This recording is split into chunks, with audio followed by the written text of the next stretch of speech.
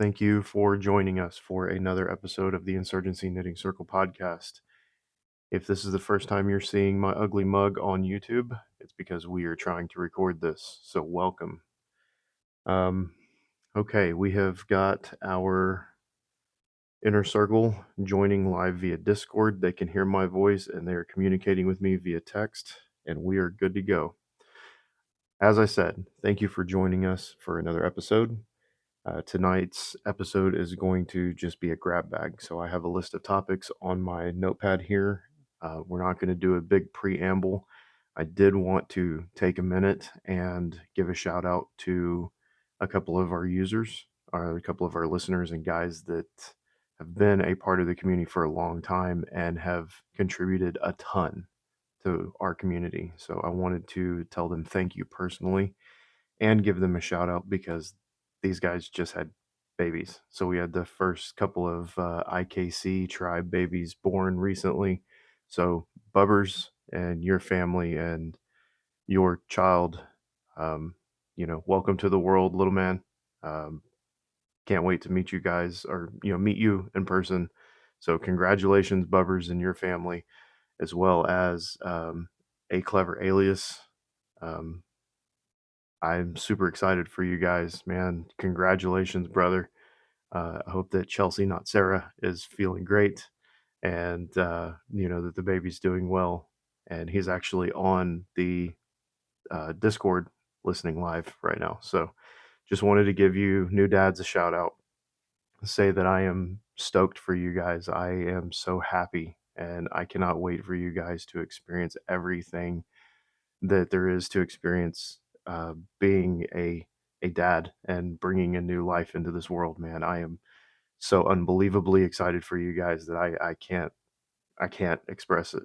So I can't wait to give you guys a big hug next time I see you and hold those new IKC tribe members. So all right, we are going to move on. Um, First topic we have, I've already mentioned it twice now, is the Discord.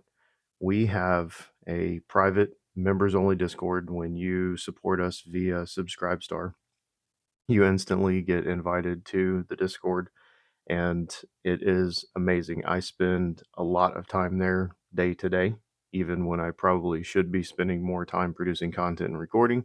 I am active on the Discord nearly every single day.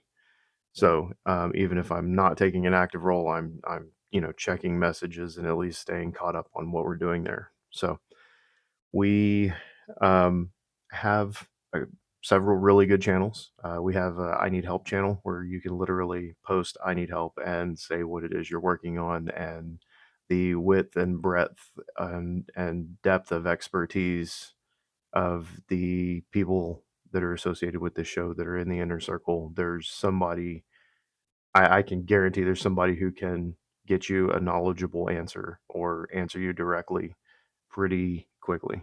Um, it's an amazing part of this community. A lot of people, we have a lot of people there. They are constantly contributing. We have a vehicle channel where if you have a car question, you can ask. We have a side hustle channel that I posted in my little victory today that I had uh, I had made some money on some stuff that I was trying to flip, and so posted it in the side hustle channel. One of the other things about the Discord this year, we did a Secret Santa, and the Secret Santa was just for the guys on the inner circle, and we had a really good time. If you guys haven't seen the YouTube, I got a bidet from one of the other users. We had a lot of really cool, super useful, just solidly practical gifts exchanged. And the only way you can be a part of that is if you support us and join the Discord. So, not a plug, I mean, we like to help trying to pay the bills or whatever. Um, we love just, getting listens and getting traction and seeing that, we're getting the downloads and stuff like that. But please consider supporting and, supporting the show and joining our private community. Um, it's, it's a, it's a really awesome perk, honestly. A lot of these guys have, became members made friends with each other and hang out personally. Um, I have been known to show up at people's weddings. I have been known to show up and officiate people's weddings. So can't get any of this unless you're part of the IKC private, Discord. So all right, guys, enough plugging the IKC Discord. I do have a major announcement, and I do make this major announcement with a heavy heart. But my family and I really need some time off, and we have decided that we are not going to do an official event here at the Texas Freedom Farm in 2024. So I fully intend and look forward to doing some traveling and meeting some of you guys face to face. I've got to enjoy that, what, 3, 4 different times in 2023, and just being with you guys, having a beer with y'all, having cigars with y'all, and just, being there in fellowship with you guys is awesome, man. It is such an amazing experience. So even if I'm not going to do something here, I do look forward to, and I would love to get invited to come hang out with you guys. So let me know if you're interested. Let me know where in the world you are, and we will figure out how to make that happen. So I'd also like to maybe record some content if I do travel in to chill with you. So keep that in mind. But unfortunately, due to lack of planning on my part last year, we had a lack of interest, and people just could not make it. Family stuff happening. We had members that are hitting every single show, or hitting every single event, but had like baby on the way and stuff like that. So um, we're gonna take a year off, maybe two. We're gonna figure it out. So it's not the last time we're ever gonna do an event, but we're gonna take a little bit of time off. So all right, moving on to the next item. We have a homestead update. We recently purchased a tough shed kit, and this is the size and the approximate shape that somebody would normally use to maybe say build a tiny home. We're not going to use it for that. I would love to use it for that, and I'm kind of mad that I can't, but that's not its intent. Its intent is to improve our quality of life day to day and try and get our garage cleaned out so we can make that another family and congregational space, so that we can expand our home gym. The home gym is currently the other half of my studio slash office. I'll update you guys on that in a little bit. But we want to, move our workout equipment out there, and, set up a dartboard and just have another piece of another, area to do family time and do friends and congregation and just do, life with people. So we got a 12 by 16. It was one of the demos at the Home Depot store locally to us.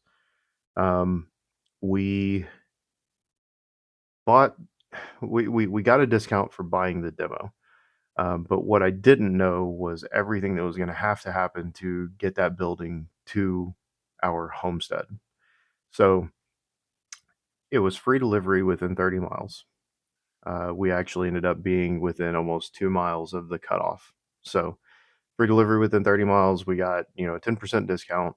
So all up, we were in for about 8 grand.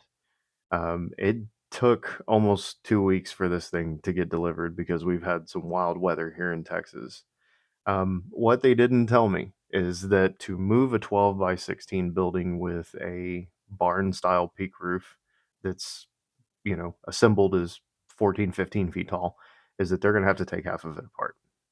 And so they didn't tell me this until after I signed and purchased this thing. So they called me 3, 4 days later and they're like, hey, by the way, we have to tear half of the building apart to ship it. And I said, well, I mean, it's not like I'm going to say no now. So, how are we going to deal with this? And they said the building is going to be perfect, and you will have to sign off saying that you accept it and that you are satisfied with the state of the building before we sign the final papers. If you are not happy, we are going to make it right. So I said, all right, just I'm not stupid. I know how, roofing systems work. There's no way you're going to reuse that decking, and there's no way you're going to reuse those shingles. So don't even try that shit right now. Um, Luckily, Tough Shed is a pretty good company. They're like, nope, we are going to take off everything from the loft up. So the last 5, 6 feet, we're going to take off the siding. We're going to take off, the rafters, all the roof joists, everything. We're going to take up the decking. We're going to discard, the decking, which is the wood on the roof, and then the shingles. Everything's getting thrown away. You can tell us what color you want. We're going to move the building. We're going to level the building on delivery. The following day, we are going to have a roofing crew come out. They're going to touch up paint. They're going to fix all minor dings and scratches and stuff like that. They're going to put the second half of the building back on, and they're going to complete the roof in one day. And I said, okay, so I need the new shingle color to be blah. I'm available from this day on. Like I work from home, so just bring it. So they did. They delivered a single guy by himself in a Dodge Dually, with a 16-foot articulating bed trailer. So he had like a hydraulic tilt bed trailer. Delivered this building, unloaded it, and leveled it by himself, which I was completely astonished. I got you guys a time lapse video of that. We're going to post that on the YouTube. I tried to get another time lapse of them putting the roof back on in one day and doing all the paint touch up and doing all that repair, but we had some pretty high winds. It went from 15 degrees to 30 to 80, and then went right back to like 20, 30 degrees. So in that gap where there was no rain, it was nice. And, in the 50s to 70s, they were able to deliver this thing and put the roof on. So I thought that we were going to, get stuff ruined by rain. Not the case. They nailed the window that they had. But we had the tripod set up with the actually the phone we're using to record the YouTube video, and the wind knocked it over, and we lost it 2 times in a row. I tried setting it back up, getting it recording, and it just wasn't happening. So we have the video of it being delivered and leveled. We do not have the video of the second half going on, but they did do it, and we are satisfied with it. So in the end, what did we end up with? We ended up with the 12 by 16 barn style Tough Shed. We ended up with the display model. The display model happened to have the upgraded floor and floor joists. So we have metal, and we have a hybrid, basically a hybrid skid underneath um, the floor of the building. We got it delivered.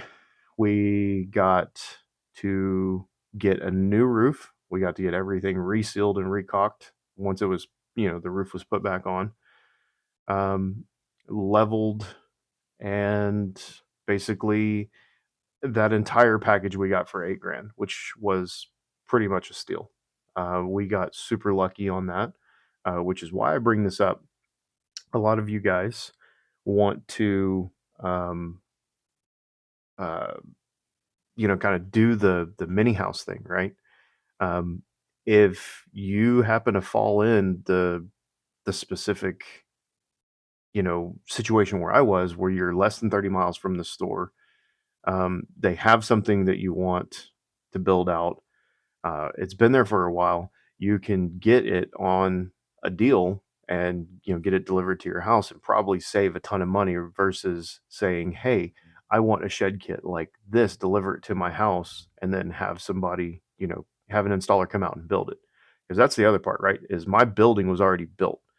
So they took half of it apart. I didn't have to pay for the labor to have it built. They took half of it apart.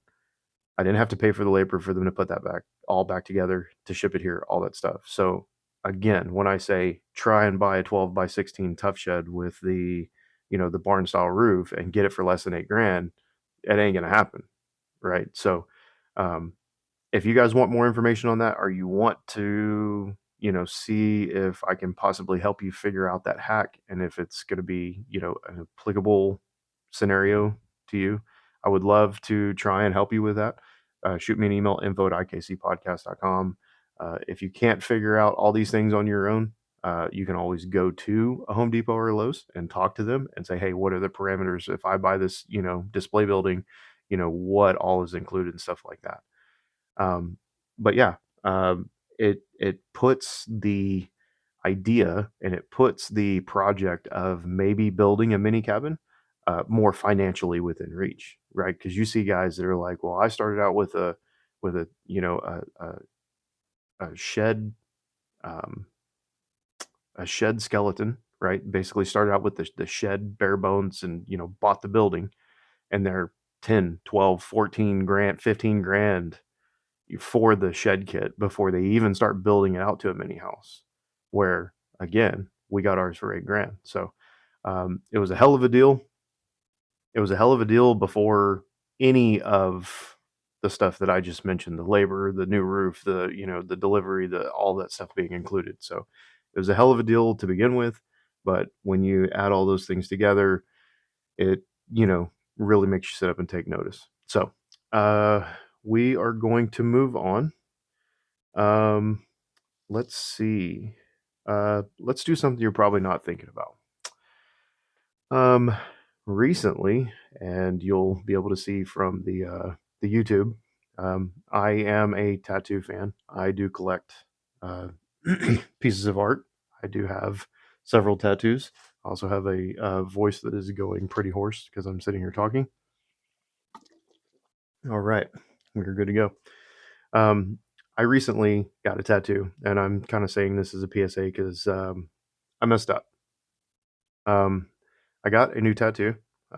It takes up about half of my leg from the knee down on my right leg. Um, so quite a large tattoo, quite a large area for infection, which is why I'm bringing this up. Um, I lost my bandage after 2 days. It came off. They put the Sanoderm on it, which is a thing that they do now. Once they tattoo an area, they cover it with Sanoderm for the first 5 days to a week to try and give it the best possible chance to heal properly and heal quickly. Keep stuff out of it and junk and all that stuff. And then you see on TikTok and YouTube and anywhere, well, you keep it on for 2 days, take it off and wash it. Keep it on for 7 days. Oh yeah, blah, whatever. Follow your artist's instructions. I did not. Um, my bandage came off after 2 days. I have a homestead. I live a very active and very dirty lifestyle. Not that I'm a filthy person, but the constant running around, feeding animals, cleaning the shop, being, working on the cars and wearing shorts and stuff like that, really did me in. I got a serious infection, and where after 2 weeks, a normal, after even a week to 2 weeks, a tattoo is normally pretty well on its way to being solidly healed. um, I was dealing with severe pain and a horrendous infection at almost a month after getting tattoo work done. So it actually required medical intervention. I ended up having to speak to a doctor over a voice chat or a video call because I contracted a cold and didn't want to go out and expose other people and stuff like that. At the same time, I had an infection, so I had to call, explain what was going on, provide a bunch of pictures, do a video panning around so that they could see the site and stuff like that. And it, guys, at the peak of this infection, it looked like somebody took a red hot carrot or potato peeler, like one of the old school ones with the skeletonized handle, and it's just like a spoon that comes to a point. It looked like somebody took that red hot out of a fire and dug the tattoo design out of the back of my leg. Like, it was excruciating. It looked freaking horrible. It was this had by far, okay, I've got 30, 40 hours in the tattoo work that's on my chest. I've had the whole thing done. I've had the whole thing relined, and I've had the whole thing colored. Um, so I'm no stranger to tattoos. I've got them on my arms. I have them on my chest. My sternum goes up to my throat, goes across, to both rotator cuffs. It goes down to my stomach. Like, guys, I have a butt cheek tattoo. Like, I've a lot of tattoos. This has by far been the absolute worst experience I've ever had. So, if you guys are looking at, even if you're a veteran, right? You still run that risk. You get cocky, you cut a corner, you go like, I'll be fine, right? Do not mess around. When you are doing this and you are getting, large, like, because people are getting sleeved out now. Like, it's not uncommon. Tattoos are just a part of people's identity now. And everybody from CEOs to the trash guy has one. Like, I'm the reason I got my tattoo is I took my daughter to get her first tattoo. So what I'm saying is, be careful. Follow the care instructions, guys. If it's your first or you're a veteran collector, take care of yourself. Prioritize taking care of that site, of that tattoo. You do not want the kind of infection I got, guys, because it it was so bad. I would stand up out of bed, and when the blood rushed to my leg, it made me want to pee my pants. Like, it was that bad. Like, it was, you couldn't even focus, guys. You couldn't mentally focus on anything or sit still for more than a couple minutes. Like, it was horrendous. So, take care of yourself. Put your self-care first. All right? Okay, let's move on. Um, let's talk medicine. I have been very fanatical about the topic that I'm gonna discuss now. A lot of you know that I had a heart attack. Since my heart attack, I have had to take 5 or 6 meds daily. That is to keep me healthy and manage my, cholesterol and my blood pressure and stuff like that, so that I don't have another heart attack. And things to help me recover from that heart attack. Um, as a person who is enthusiastic about their preparedness and the preparedness of their family, it broke my heart to have to take a maintenance medication every day. So it took my independence, my pride and joy up on the shelf, my shining. I don't have to worry about stockpiling medicine for myself, and it took that off that trophy shelf, right? And now I not only have to have this medicine because the doctor says so. If I go without one of these medicines, which is a beta blocker, if I go without that medicine for 3 days, if I yawn, I get lightheaded.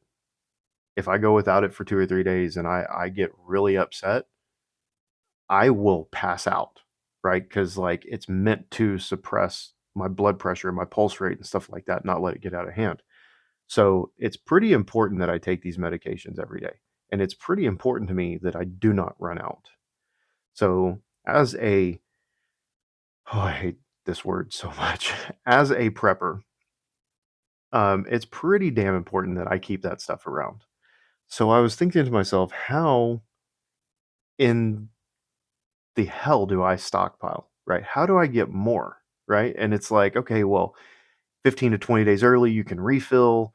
Occasionally, you can maybe lose your medication when you're traveling, or, somebody breaks into your car in the grocery store after you left the drugstore and somebody saw you leave and, your car got broken into. Sometimes sometimes your insurance requires you to file a police report before they will give you another 60, 90, 120, 180 days, right? So I was thinking to myself, how do I do this without lying, right? Which means I can't really get more than what my insurance wants to allow me to get at one time. I can refill early and I can game that and slowly build up maybe 2 or 3 months worth of, extra medication if I renew the day I'm eligible to get, you know, my stuff renewed. right? Like 15, 20 days early. If I game that, like I can get a few weeks, here or there over the course of a year, but I'm not getting like the latent stockpile that I want. So I just resigned myself to the fact that I'm going to have to do this without insurance. So that's what I did. I have a really great cardiologist, and him and I talk current events and politics and preparedness and stuff like that every time I go visit him. So I need to get him on here. He has a very good grasp on wealth and generational wealth and stuff like that, the way money works and stuff. And he came from the Middle East, became a doctor, so he knows what it's like to live hard and stuff like that. So anyway, we'll get him on. I'm getting back on track. Um, I talked to him. I said, "Hey, man, do you mind if I get maybe a couple extra refills so that I can keep stuff on hand in case I lose something traveling and or I run out stuff like that?" He said, "Yeah, no problem." So he writes me 2, 3 extra refills. And he says, "Look, you're going to need to go somewhere to get these where your insurance isn't on file." He's like, "Because your insurance is only going to fill so much. And then because they're paying majority of the cost for this medication, they're not going to want to keep paying it. They're not going to want to keep paying out of pocket because you want something. It's not something that you need, right? So like they don't want to pay for a refill that you want. They want to pay for only what you need. And they only are going to want to pay for X amount at a time." So, um, I went to, and I've done this a couple of times, a couple of different places, which we're going to get into. The first place I went was CVS Pharmacy. So I went to CVS Pharmacy and I said, "Hey, look, I'm, looking at possibly losing my job, which is always a possibility in oil and gas design. Um, I want to make sure that I have extra medications here. I've already refilled somewhere else with my insurance. My insurance won't cover another refill, but I want to, have some stuff saved on hand in case I do lose my job and, income is a problem." Well, he says, "Okay, cool. I got you. I get it. We'll get you taken care of." So she said, "How much do you want to get? What all do you need to get?" I said, "Here's my prescription," stuff like that. So for 6 months of my medication through CVS, and they have this thing that it's like CVS Super Saver or CVS. It's a discount inside of their system that the pharmacist can use at their discretion. Um, Even with that, right, without insurance, even with them trying to help me on the cost, I was looking at close to $300 for 6 months of medication, right? And that's a decent amount of medication, but when shit goes sideways, that's not 6 months is not a lot of medication at all, right? So I said, "Okay, what can I do here? Surely we can get this cheaper. Surely we can do better than retail." So I got on Amazon and I have used the Amazon's telemedicine, their video chat with a doctor to get diagnosed for the infection on my leg. I have tried Amazon Pharmacy. Amazon Pharmacy will get your medication and ship it to your door. Um, so through Amazon, um, I think we were looking at, let's see, I had to go back to my doctor because he had to fill out the refill and send it to Amazon. So he has to say, this is for Texas Joe. It's going to be filled at X pharmacy. If they don't do that, it's not a valid prescription for some reason. And if I have that wrong, please shoot me an email, let me know. So he has to say that I'm getting it refilled at Amazon so that I can get it transferred over there. We get Amazon. Let me see. I'm trying to pull it up here as I'm talking to you guys. Um, so for 6 months, Amazon was actually really good. They were able to get my information, get my prescription into the system, make sure that they had everything in stock, fill the order, pack it, and give me a notification saying that it was going to ship in a day. So they got everything done in a day. Um, we have for 6 months. Let me go here.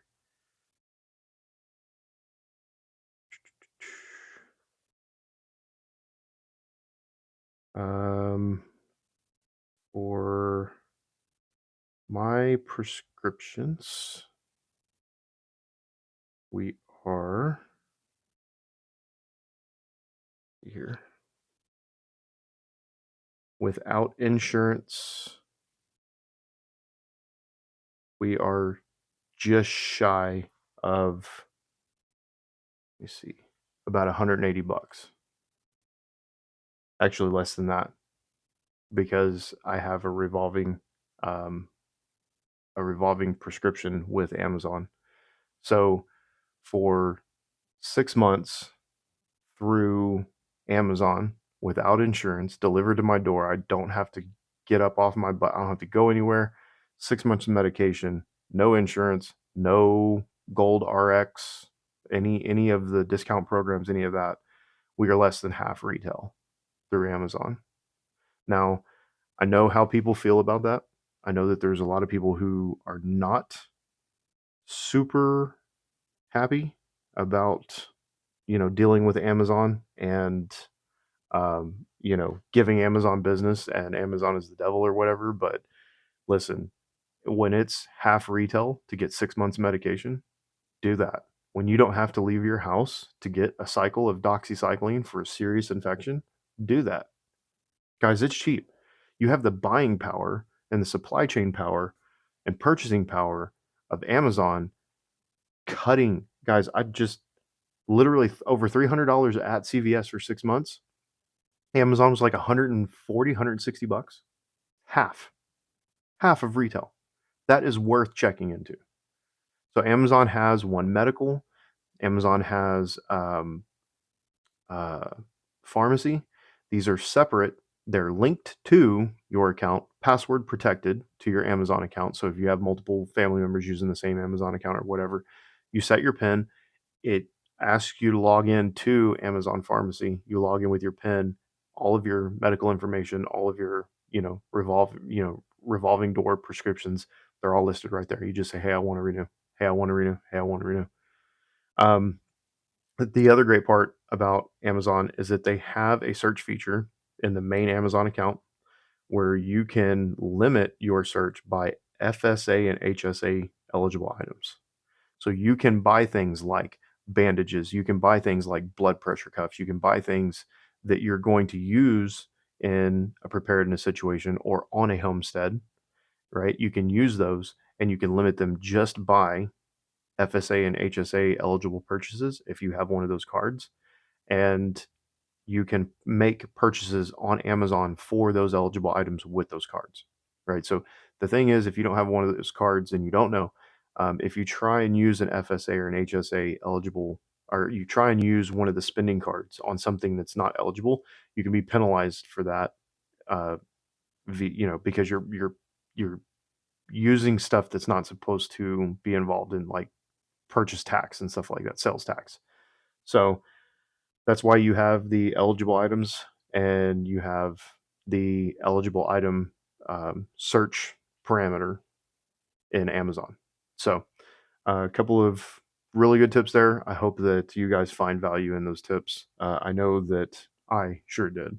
The other thing about Amazon is I actually went back a couple days later and tried to purchase another 6 months of medication, and the pharmacists on staff for Amazon Pharmacy flagged it. They're like, "Hey, you just bought," and all I did was I said, "Hey, look, I live rural. We are going into an election year, and I was concerned about supply chain disruption. My doctor gave me another refill. They said, 'Say no more. You're good. We're getting into the busy time of the year around Christmas anyway. We totally understand people forget about their medication, they lose it, they run out. Fine.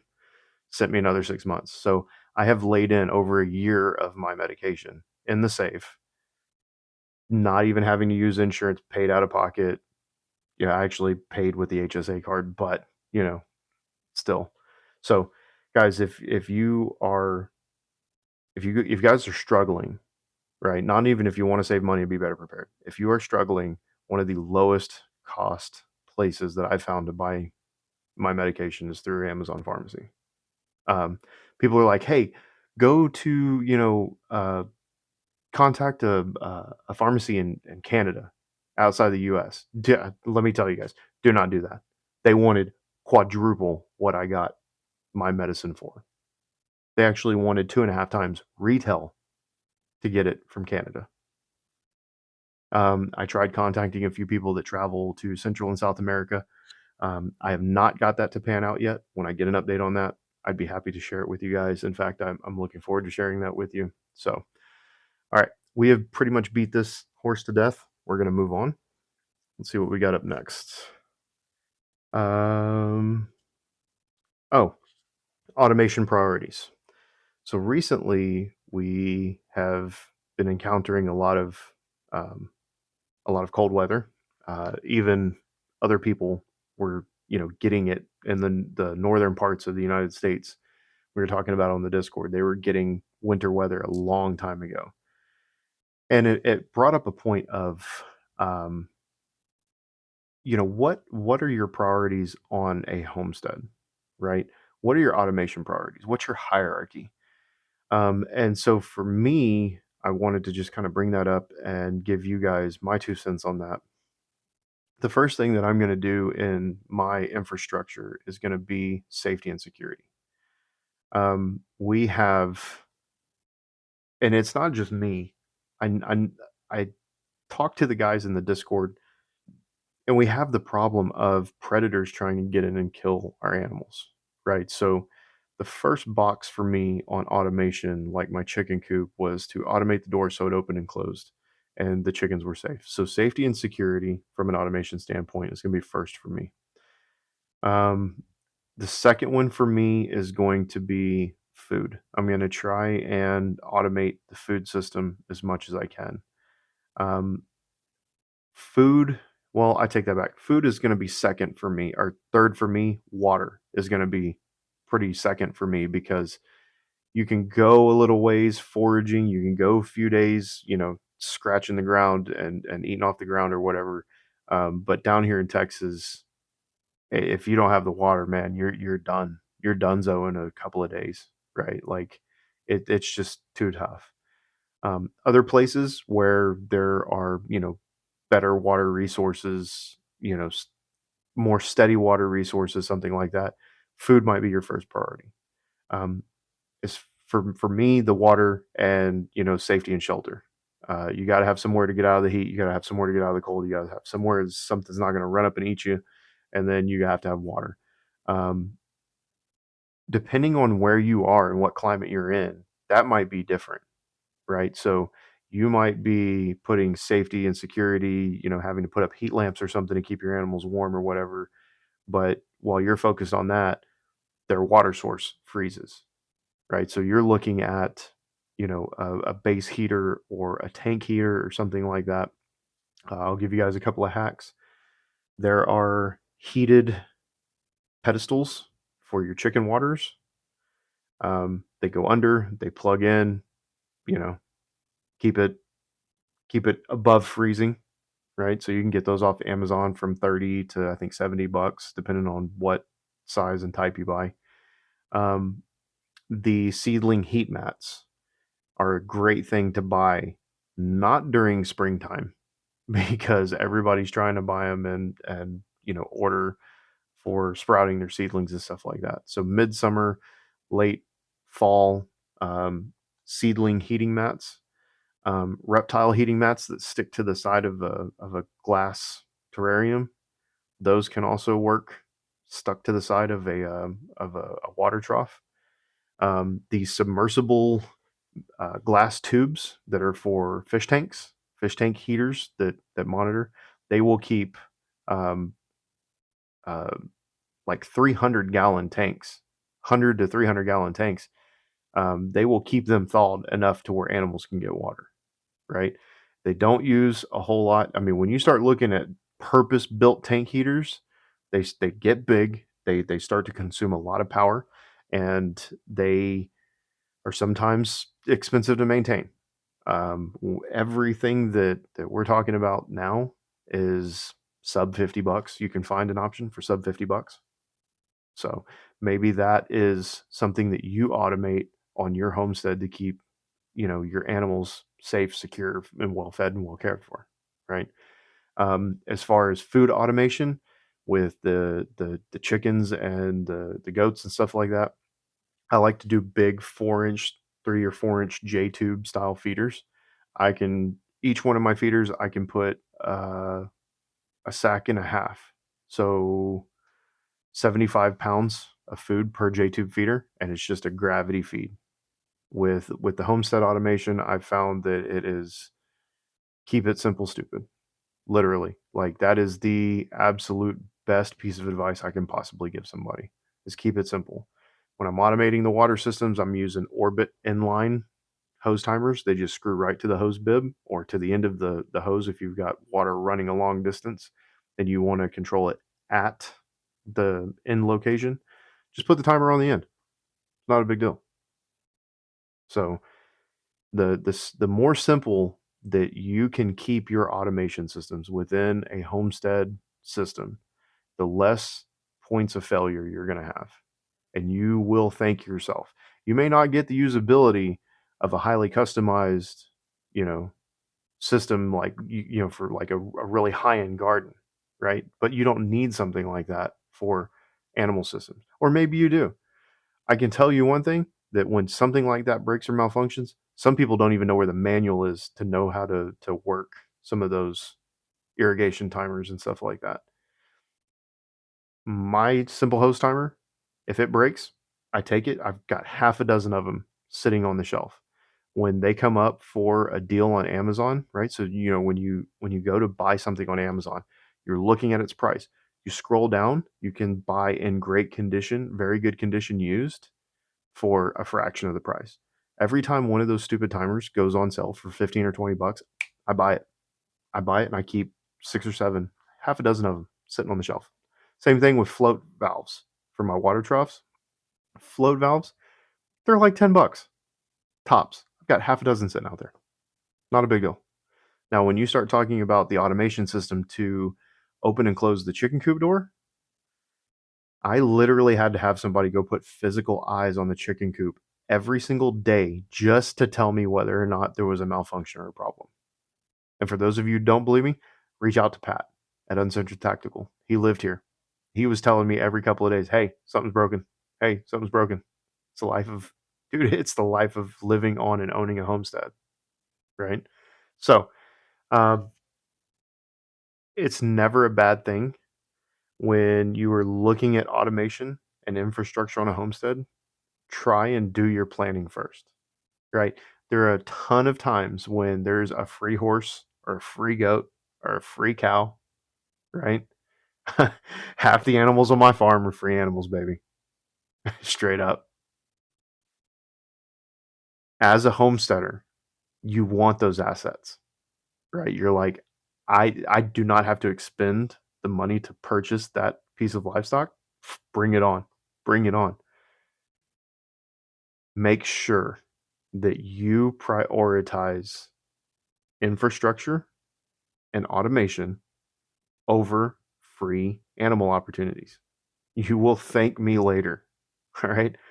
If you are getting those free animals and you are playing a reactionary game of setting up, securing, and maintaining your infrastructure to support those animals, like fencing, watering systems, housing systems, feed systems, right? If you're doing that from a reactionary standpoint, you are wasting time and money. You are being forced to make a decision in a moment where proper planning can save you a lot of time and effort. So I'm going to stop harping on this. Just a little bit of advice from me. Like I said, today is a grab bag show. We're covering a lot of topics. So we're going to move on. By the way, while I'm flipping my pages here, a friendly reminder, if you have a comment or a question or a suggestion, info at IKC Podcast. That is my email. I don't have somebody check it for me. I check it myself. Send me an email. All right. I answer my emails. Okay. Let's see here. Oh, for those of you guys that are watching the YouTube video that we're filming tonight, you can see behind me there is foam, acoustic foam, and then there are pieces of photography and art and stuff scattered throughout those this checkerboard pattern that I have. It goes up on the wall and on the ceiling and comes back down. I'll pan a little bit so you can see it's on this wall. It's all over. I would love for you guys to contribute to that. Okay. So if you have something cool or you can do something cool on a 12 by 12 canvas, or you can do something that I can hang in the space of one of these 12 by 12 pieces of acoustic panels here in the office, the studio, and you would like to contribute, I would love to have it. If it's a picture of you guys and your new families, Bubs, Alias, right? Um, Whatever, guys. If it's a cool piece of artwork, I'd show it to me. I might buy it, right? So I would love to have you guys contribute.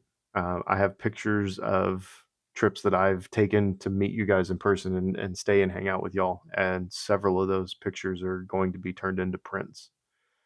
So yeah, if you are interested in contributing to the decor here in the studio, I would love to talk to you about it. Shoot me an email, info@ikcpodcast.com, or reach out to me. I mean, we have a TikTok, right?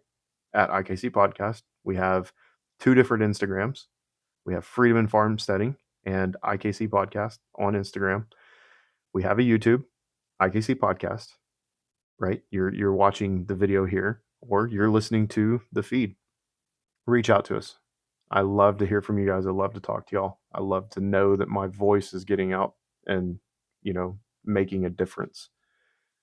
Speaking of that, I'm going to address the elephant in the room. I have not recorded in a while, and I just said to hell with it. I'm going to make the time now, and everything that happened prior to me turning on the recording equipment was enough to make a man want to quit.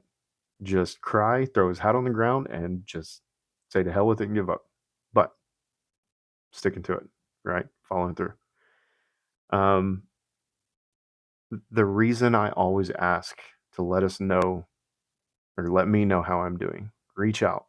Even if it's an email that says, hey man, you're doing a great job. Just wanted to let you know. Or hey man, you suck and here's why. Not hearing that and doing what I do for a living, which I'm very subordinate in my job. I have people tell me exactly what they want, how they want it done, right? I now work from home. I got a new job outside of oil and gas for a great company, and I work from home. So it's very easy to think to myself that what we're doing here, that the quote unquote advice, or the subjects that we talk about when we discuss, that they have no impact, that the I'm basically speaking into a void, right? And this kind of dovetails with something I was discussing with a young guy that I'm kind of coaching right now. And hey, um, Will and I were discussing imposter syndrome, and at some point, nearly everybody suffers from this, right? So it's easy for me to slip into that vicious loop and think nobody listens, nobody cares, right? I know that logically, I know that you guys listen. I can see the download numbers, right? I interact with the community on Discord. I see that we have followers. I see that when we post something, we get likes, we get interactions, right? So I know that I have this platform. I know that the things that I do and the things that I say are reaching you guys. Um, it's just sometimes you sit back and you're like, I wonder if it's even making a difference, right? I wonder if I am just talking into the void and nobody's listening. Nobody's hearing it. Nobody appreciates it. Right. So that's why I say, even if I suck, reach out and, you know, let me know. Right. Share this with somebody if it helps you. Um, but yeah, man, it's kind of weird being on this side of recording equipment and not interacting with people and the weird poisonous thing that grows inside of your head thinking that, oh man, I made a mistake, I shouldn't have said that, or oh man, I wonder what people are thinking, oh, nobody's even listening, nobody cares, right? And then that feeds, if you are somebody who struggles with self-doubt and you are somebody who struggles with imposter syndrome, you know, it's already in there. And all it takes, man, is just you're laying there next to your wife in bed and you're about to go to sleep, and that little voice inside your head goes, "You're dumb. You messed up. That was stupid." You know? And it is just, man, it is downhill from there. I can't tell you guys how many times I edit and how many times I listen to and how many times I critique the episodes that I record to post. It sometimes is what makes me just stop recording for 6 months at a time. It's because I care so much about the quality of what I put out that I want it to be perfect for you guys listening. But so many times you guys have said, "Hey, when are we going to get another episode, man?" Like, I don't even care if I can, if it's you recording on the in the car, right? Cuz I have done that before. You guys know that I've done that before. We don't care what the audio quality is. Man, just put something out. And You know, I'm like, "No, no, no, no, no, no, no." So I become my own worst enemy in those situations. So I'm telling you, as somebody who struggles with imposter syndrome, Brad, there ain't no way I can work wood the way you do, man. Like the beautiful things that you are able to produce with manual woodworking tools is astonishing, right? Tom, some of the cars that you've posted pictures of, there's I'm a car guy, but there ain't no way I'm building that. Right? Will, Bubba, I've seen your paintings.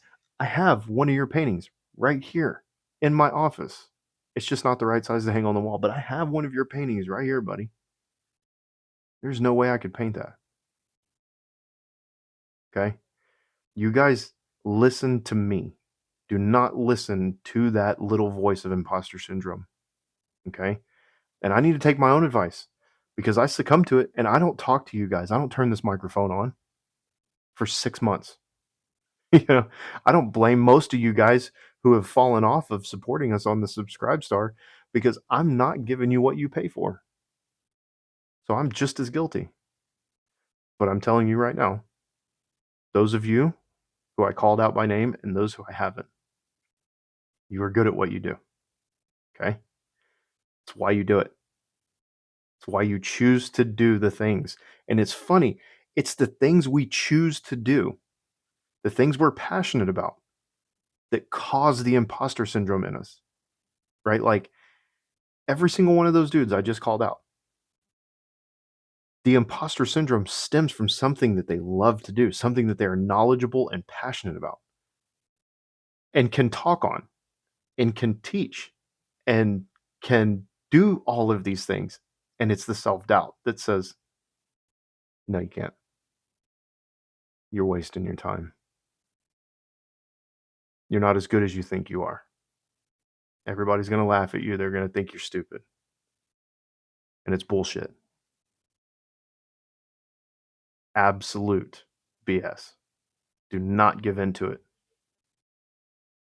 The best part of you, the best part of your talent, the best part of your inspiration is wasted when you give into that voice. Do not let it take control. So, guys, I apologize. I have fallen into this And I can tell you it's been over 6 months since I last posted a podcast because I see the login, the dashboard when I log in. So we are breaking that now. I give you guys permission. If I'm going a couple of weeks, a month, send me an email. Yo, what's the deal? When are we getting another episode? Hey, here's a topic I'd like to hear you discuss. Right? Keep me honest. Keep me motivated. Keep me accountable. And if you need, we have me and a bunch of other guys, $2 a month. $2 a month. All we ask for is $2 or $5 a month to support us on Subscribestar to get into the private Discord. And if I can't keep you accountable, there's dudes there that will. They'll call you out straight up. So, not another plug for the Discord or the Subscribestar. I'm just saying, addressing my own problems and addressing some issues that I talk to with other guys. And that's not a bad talking point, right? We'll use that as a segue. Men, you are not the only ones. Good God, guys, come on. Men, we are not alone, right? I don't know what it is inside of us as men that think we're alone. Like, reach out to your boys. Every one of you men listening to this podcast right now, I guarantee you, when I say this, you are going to think about somebody. You know a dude that's struggling. He may not say it. He's likely one of the strongest dudes in your life. He's likely one of those dudes that's like, he's the dude you call, right? Like, somebody that's struggling. And it could be with addiction. It could be with, bad money management. It could be women. It could be just, man, you guys know somebody that's struggling and you see it. Like, you notice it. It's just a half a second hitch in a deep breath. Like you can see that wave of self-doubt roll over his face in the middle of a sentence. Or he looks at something and he's like, "Oh man, I can never have that. Oh man, that's awesome. I'll never have something like that." Right? Like, a guy that's struggling. Just reach out to him. Check in, man. Just, "Hey, brother, I love you. I'm thinking about you." And just check in, right? Men, we make mistakes. Okay? We make decisions a lot of times emotionally in the moment, and we make them for our own survival and what's best for us, right? Because what do we tell ourselves, right? Nobody has our best interest at heart but us, right? So we make decisions sometimes in the heat of a moment, right? Sometimes it's for our survival. But man, everything between us is not important enough that if you're struggling, you can't call me, right? I get that there's been some BS. I get that you made a mistake, but don't think that you can't call me, right? You're going to have to account for that at some point, right? You're going to have to account for where you've been for the last 4 or 5 months, but we'll handle that later, right? If you be sure to tell those guys in your life, men, that you care about, the ones you truly care about, hey, if you need me, I don't care what's between us. I don't care what's behind us. I don't care what the struggle is. Call me, right? Send that text message at just one of the dudes that you care about in your life a day. Just send that text message and be like, "Hey, man, I'm thinking about you. Everything's good. I just want you to know I love you and that you can call me, right? You can lean on me. You can dump on me. Like, we can handle this together. If you need me, I'm here. I just want you to know. I know I probably don't need to say it, but I just want you to know you can count on me. I'm here." Right? And you'll probably get the same thing back, but I guarantee you there's a guy in your life that's going to be relieved to hear that. 2, 3 days later, you're going to get that text messages. "Hey, you want to go hang out? Hey, you want to, how you been, man? Like, I've been thinking about you. How's it going?" right? You're going to start that dialogue. Be there, be accountable to him, right? Because he's going to open up to you and you got to be there for it. You got to be present. You might have to put important things on hold for that, but be there. Even if you can't, say, hey, look, man, I got you. Give me half an hour. Give me a couple hours. Let me get to a point where I got a break. Let me, hey, I am elbows deep in the top of a motor. I cannot talk right now. Come over and give me a hand. We can do this over the top end of a motor. We can do it underneath doing an oil change underneath the car. I've got to get this done. Hey, I got you. I know where you're at. Grab a hammer. Like we'll get through it, man. So just wanted to throw that out there. Like I said, grab bag episode. You guys watching the video feed, you might notice a couple things hanging on the wall back here. I got a guitar. So this one right here in the middle, this Fender Malibu player is mine. I am holding my feet to the fire. I'm going to learn how to play this damn thing. The other two belong to Texas Teen. Um, she was learning to play at school. She has come back home and switched paths and switched gears. She is going to school now to do what her mother and I do, which is CAD design. So shout out to you, kiddo. I'm super proud of you, and I love you, and I'm really glad you're back home. But yeah, guys, back to this. A lot of people, because I do a lot of different things, and I'm a lot of different things to a lot of different people. One question that people ask me is there anything you don't know how to do?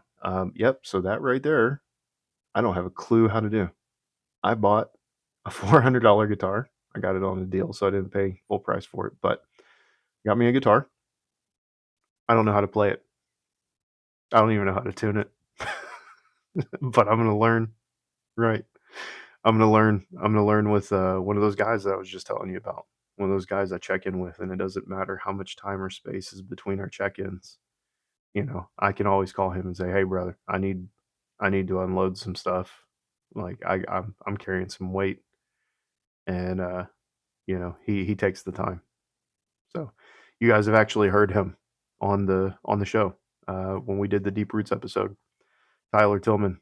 Tyler Tillman is one of those guys in my life that no matter what it is, no matter what the weight is, or how deep the water is, or how dark the dark is, I can always call him. So he is going to give me one-on-one lessons. I've actually been talking to Appalachian guitarist, and Appalachian guitarist gave me a couple really good pointers and some online resources to use. So new for me in my life, I'm embracing the suck and something that I do not know how to do, and I'm going to learn how to do that. So hopefully, at some point around a campfire at one of the meetups, I'll be able to strum along with you guys or something like that and be like, yeah. So anyway, here's Wonderwall. So I'm looking forward to that, but admitting where you suck and embracing that and trying to move forward and learn and be better. That's part of this community. So all right, guys, that's just about it. We're just over an hour here on the video feed, which is going to make a pretty decent upload. We're going to see how that goes. I'm probably gonna have to go to town to upload that. So I hope that you guys out there in listener land, you guys and you gals, right? Because the women in this community make up a big part of it. And they're, not, we don't always stop and say, hey, ladies in the community, thank you. So we've got a ton of solid chicks, man, that have been turned on to the show and listen. Probably not listen with their husbands, but listen to the show separately. Just wanted to give you ladies, a shout out. My femme fatales on the Discord. Um, you guys are just as talented and good at answering questions and giving advice to guys, especially. Hey, you probably should not have said that to your spouse, or hey, here's what you probably should say to your spouse. Um, thank you. Thank you, ladies. We definitely appreciate y'all. Okay, let's see. What do we have in the works? I have some pretty deep, pretty pretty solid shows that I want to record. I'm working on a couple of outlines with a couple of guests that are going to come on and talk to us, and the subject matter is going to be pretty heavy. We have some pretty lightweight stuff. We're looking at doing some tool stuff and some preparedness episodes with one of the guys I mentioned tonight, Brad. Um, so we're going to have him on. He's going to talk tools and things that you should have around your house and your homestead, and things that, as I love it when he says, if you ain't got this, you're wrong. If you're not doing this, you're wrong. So he's going to tell us where and how we're wrong and all the cool stuff we should be buying off of Amazon. We have some preparedness topics coming up. I am going to try and do a compendium episode of go to topics that you can start Googling that will unpack themselves, right? So, our basics, our water, our shelter, our EDC, our, building strong community, stuff like that. I'm going to do a compendium episode that covers a bunch of different topics. Some people have suggested, hey, break it up into a single topic and stuff like that. But I do want to do an overview kind of show and then maybe break those out into separate shows. But I want to do an overview show for those of you who have people who are getting into preparedness. Say, hey, go listen to this. When you listen to this, it's going to be like the scientific method. The more you work that situation, the more you ask the questions, the more it's going to unpack itself and the more you're going to learn. So I want to set it up that way. I want to present it that way, as not a crazy prepper person, so that people who have reluctant spouses and you know neighbors who are asking questions that seem kind of silly, you can just say, "Hey, do me a favor, listen to this, and let me know if you have any questions." Right? So we can get them cut their teeth, we can get them sucking on the bottle there, and get them open to the idea of preparedness. And none of it's like crazy stuff like buying gas masks. But yeah, something baby steps, digestible, but information rich. So we got that coming down the pipe. Um, we have some other stuff coming down. I'm talking to. Let me back up.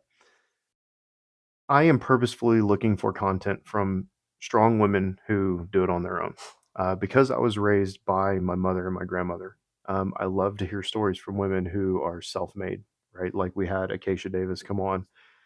We've had several other people come on. I am personally working on right now ladies who I know and who are good at what they do, and people, ladies who have survived situations that you think about, you're like, there's no way I could make it through that, right? So I'm having them come on and I'm looking them specifically because one of the things that I do know is that I have had people reach out. I have had, you know, ladies involved with this podcast who are struggling, right? And I want to get that content captured. So we have some stuff focused for the ladies. We have some of that coming up. I'm really excited about that. Um, let's see what else. We're gonna do, man, some medical prep stuff. Um, yeah, like I said, guys, we have some stuff in the works. I also have some stuff that I recorded before I just went on my stupid hiatus for 6 months. Um, we have some more financial stuff. It was starting to be, pretty much all we talked about. So kind of slacked off on that. We're going to post some more stuff. We got some more episodes with Blind Fury that we've pre-recorded. So we have some stuff coming down the pipe. I just want to get on, get back in the saddle, say hey to you guys. um, let's see. Sign off. Socials. Right. We have YouTube, IKC Podcast. We have Freedom and Farmsteading on Instagram. We have IKC Podcast on Instagram. We have IKC Podcast on TikTok. Right. We have the feed. If you can't find us after all of those things combined, you probably don't need to be listening to the show, and you probably, I don't know, you need help. Okay. If you can't find us, I'm sorry. We're just some some people just can't be helped. Um, having said that, Please reach out to us. Let us know if you enjoy the content. Let us know what you want to hear about. Uh, try, if you can afford it, to support us on the Subscribe Star at $2 or $5 a month. And with that, they're knocking. I gotta go, guys. All right, bye.